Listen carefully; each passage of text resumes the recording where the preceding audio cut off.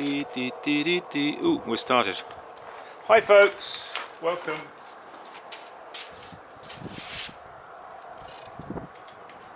Yes, hi. This little baby, which I had made up by my carpenter, he finished it off completely. So this is what one of these wheels looks like when it is brand spanking new, before it's got any dirt on it. I know I've shown it to you before, but I just thought while we were here and it was right here, I'd just show it to you again. So I am going to offer this one actually up for sale. I was going to keep it, but as I said the other day, but yeah, it doesn't have any ballast in it yet. It needs to have ballast put inside here. And it hasn't been lubricated yet or anything. It's just like I unloaded it the other day. So it's waiting for a home. Somebody out there who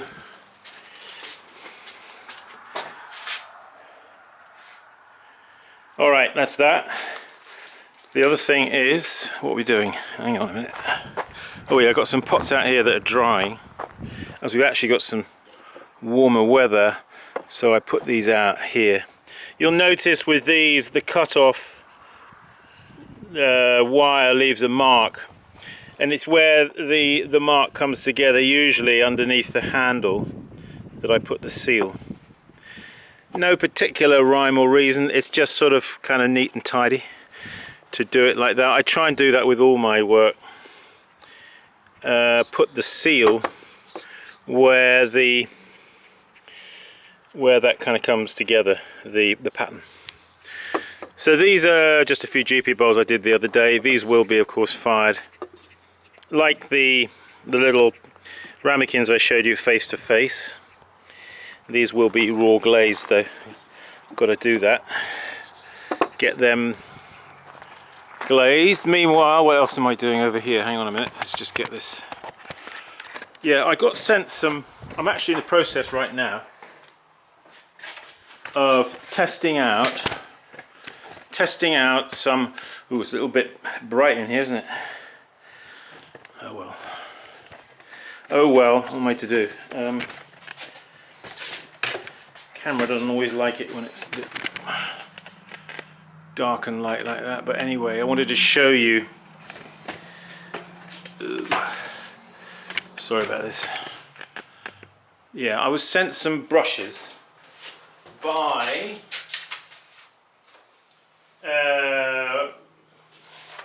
these brushes got sent to me.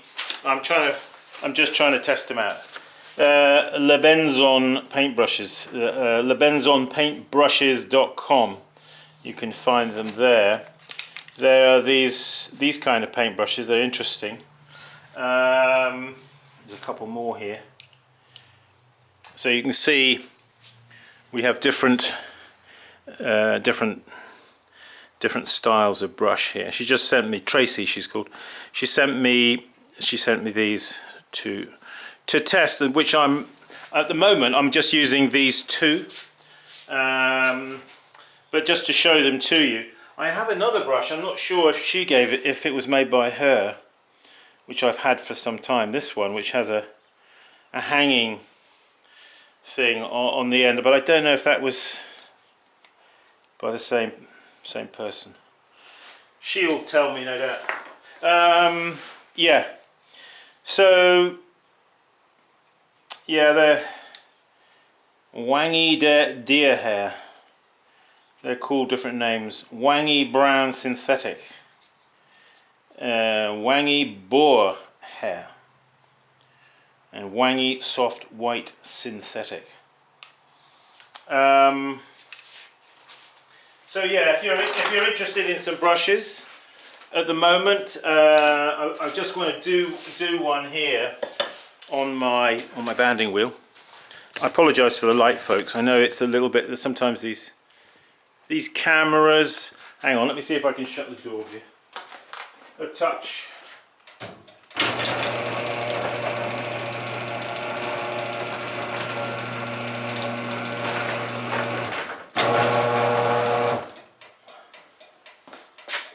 think that'll be, oh yeah, that's a bit better, isn't it?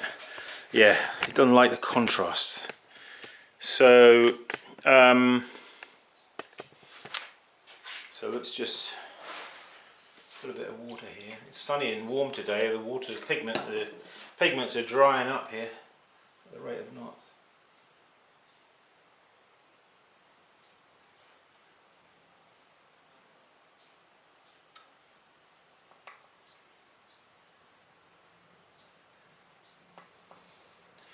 I will say they're a little different than my other brushes that I usually use. These type. They're a little bit different, so I'm having to get used to them. If you know what I mean. So they're rather a little bit more pointy.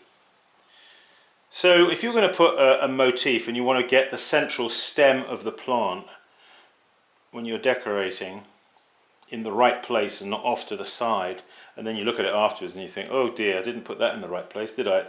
So see where the handle is? So right opposite the handle there, I'm making a little mark that I can see there. So now when I do the brush stroke, I'll aim in towards that mark, you see. Something like that. Yeah, they're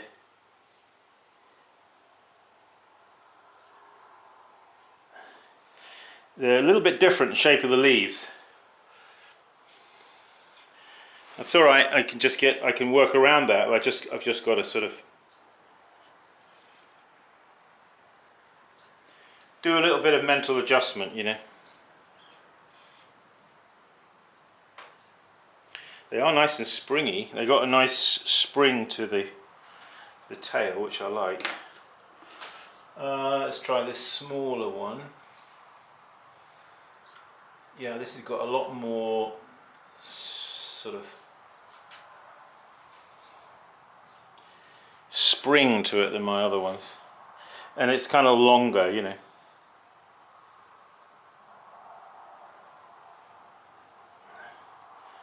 Yeah, quite good.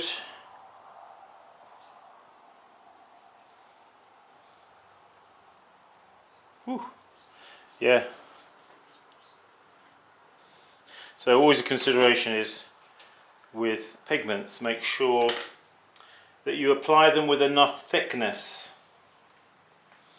Now, if I look at it, sometimes I might want to just make a very slight adjustment sometimes.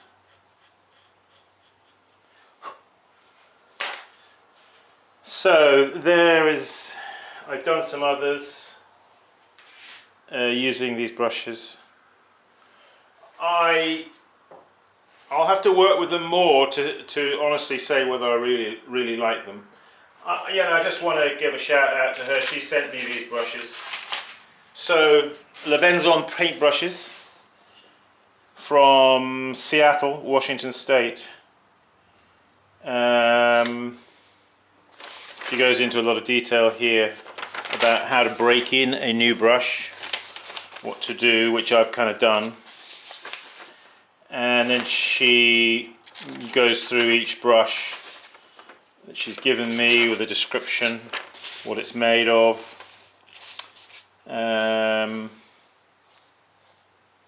The Goat and Synthetic Blend brush is my most popular and is a revolutionary brush.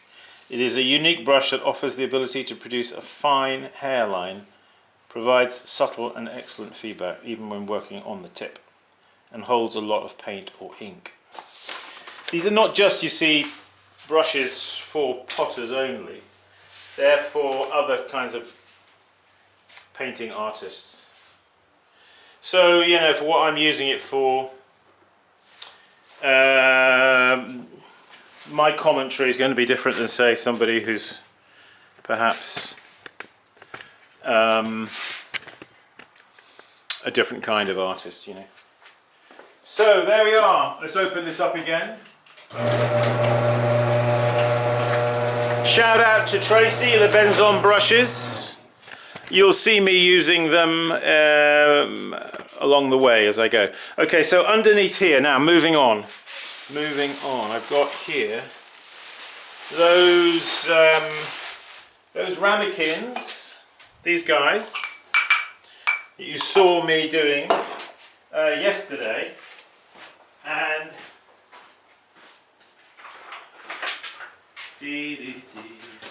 what I've got to do, I've just got to finish these off. So I'm thinking they're, just to show them to you, let's swing it around into the light here. Alright, you see this is how they went at this stage. This is now the thumbing off stage. Alright, you can see there what they should look like. You see you've got that nice bevel on the corner there, which is going to make it really really dead easy now for thumbing off. I want to make sure that they're round, so I'm thinking, what have I got as a rounder? Well, if I don't have a rounder, I just eyeball it. So these now literally are just like that, you see, with my thumb, and then I'll take my seal, and then right here, just where the pattern comes together. If you're sealing, put your finger on the other side, like you see me doing here, okay, right opposite where the seal is. So you don't leave, when you seal it, you don't want to see it come up on the bottom of your pot. You don't want to see the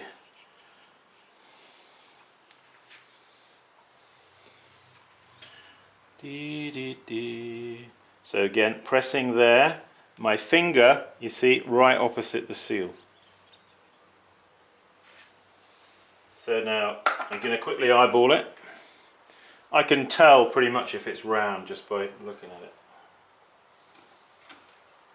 Let's quickly do these. So these were literally thrown. I've not done anything to them since yesterday. Let's just rattle these off, you see. See how quick it is to finish? Just thumb them off like that.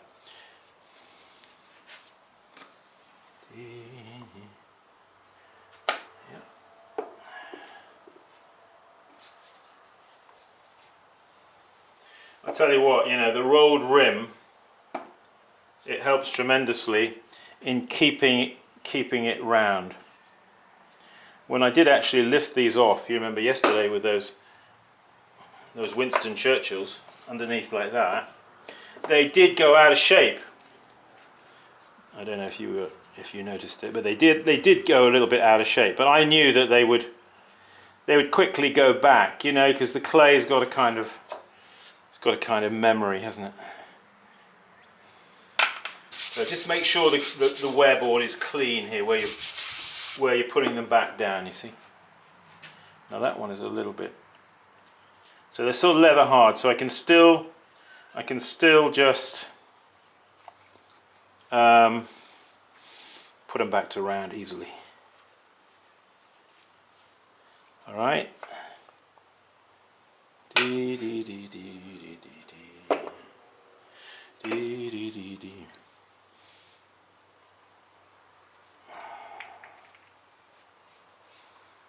See, now that one, don't know if you can see that one there. He's a little bit scabby around the edge there, isn't he? So what I do with that, I just take my fingernail, my thumbnail, and just whip around like that, you see, first, and now I just come back over with my thumb, with a damp, moist thumb, and just, alright, and then seal. Oh, sorry folks, I beg your pardon, didn't mean to do that. Let's quickly do these. Thumbing off, the secret is to hit it just at the right moment. It's just at that moment now, you see, just at that moment, just at the right moment, just at the right moment. I just lick my thumb and then whack it round there.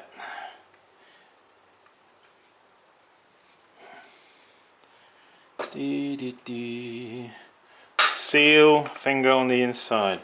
Check it for roundness. Yep.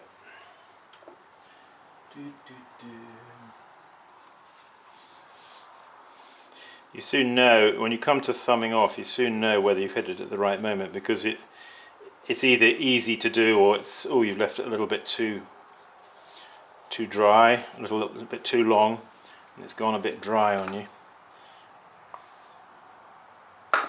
Now, any that are very slightly going dry on the edge here, you're not really going to be able to change the shape of them.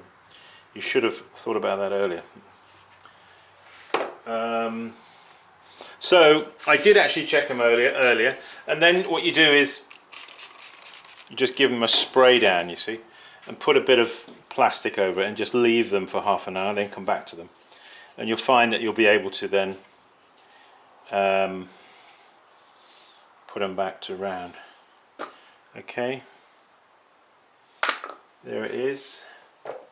So there you go, they're all done. So what we can do now, just to show you, we can make a little tower of Pisa. A little Tower of Pisa, if you please. The Leaning Tower of Pisa. The Leaning Tower of Pisa. The Leaning Tower of Pisa. Okay, there they are. See? How about that? The Leaning Tower of Pisa. Oops. Alright, so the rolled rim, you see, keeps it round, keeps it robust on the lip, where it's most vulnerable, right there on the lip. And maybe I should have put that light on. So you see, you could fire them in the kiln. I wouldn't fire them on a kiln that high like that, because the one on the bottom here is having to take the weight of all these above it, and that might be asking a little bit too much. But you could probably fire those like that 3 high to about there. Okay, there it is, folks. That is how to make ramekins and how to thumb them off. They're quite satisfying, I think. You know, and they're very practical. I tell you what, it's a very practical little shape, that, and it's very useful. Very useful in the kitchen for all kinds of things, or on the table. Alright, so have a go at them. I gave you the weights and the measurements yesterday, didn't I? Alrighty. Alright. As usual, if you're still with me, Zoom clay. Oh, he's got a bit dirty, isn't he? Zoom clay, that is, for those of you who don't know, using the Zoom app, we do webcam pottery teaching using Zoom. I usually get about 3 people, 3, sometimes 4. Today, I didn't tell you, is it? It's the 13th of May. 13th of May, 2020. Yeah, and my workshops, I have a workshop actually this Saturday. If anybody, any last minuters, people who want to come, welcome.